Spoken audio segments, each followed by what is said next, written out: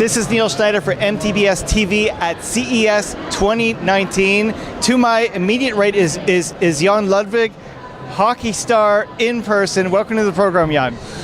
Well, thank you very much. I don't know about the star title, but I'll take it. I'll take it. Well, it's no accident that you're here. They're playing virtual reality hockey behind me. So first, let's talk a little bit about yourself, though. So you've got an illustrious hockey career.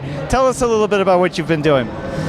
Well, you know, as I said, the story gets better every year, but yeah, it's a bit of a complicated one. Grew up in Czech Republic, emigrated to Canada in about 1981, and ended up playing. I played some junior hockey in Kamloops, then I went to Edmonton, and out of there to New Jersey.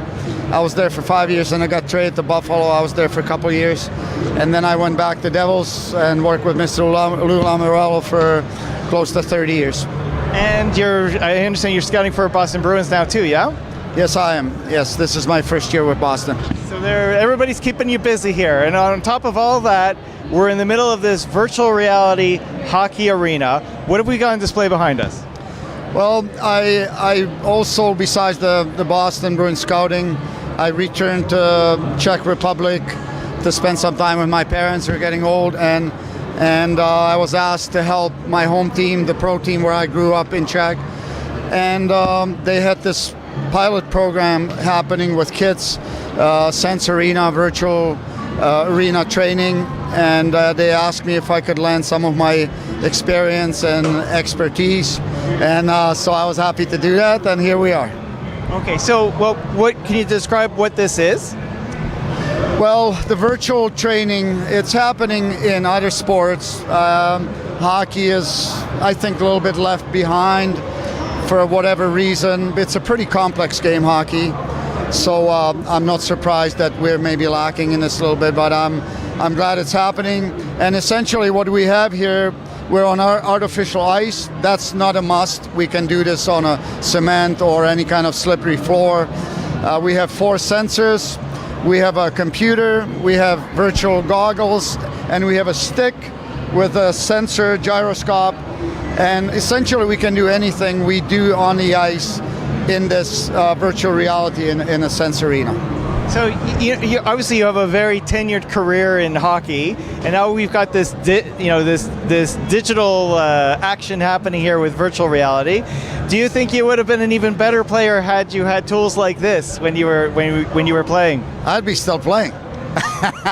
No. It's definitely, you know, for me the nice part about this, as complicated and new and cutting edge as this look and sound, it's really, when I think about a return to the days when kids were playing with a muddy tennis ball on the street, shooting hundreds or thousands of shots against a wall or a barn on a farm, because that's what I did. And this is really what this, and you know, when we simplify that, it is, because talent, as we are learning, is highly overrated. A lot of the exceptional players, when you look at their past and their careers, they have thousands and thousands of repetitions in them. They all have different styles, and you can coach players as far as their style goes here or on the ice. But then after that, it's all, the secret is in repetitions, just doing things over and over. And as the saying in hockey, you know, I was told, thinking's too slow, it's read and react. And it's all about speeding up our brain here.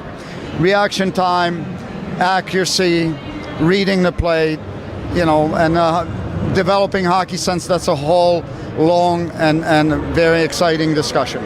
Now, this strikes me as being a somewhat more elaborate setup than what most people have. I don't think this is intended for my home basement, unless I'm mistaken.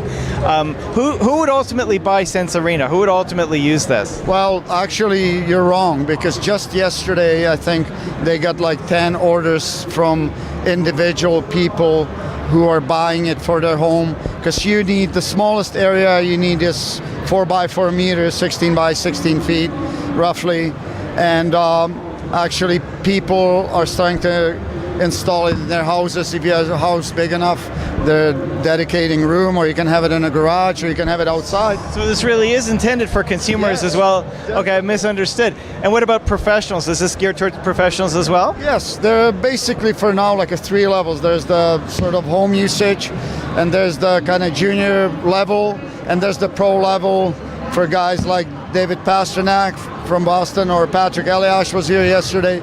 And you know, the reality is, if we like it or not, and I think it's going to be an addition to what's being done in hockey, and you know, without going into great detail, just another helping tool for players to get better. So what skills can people expect to improve upon when using a service like this?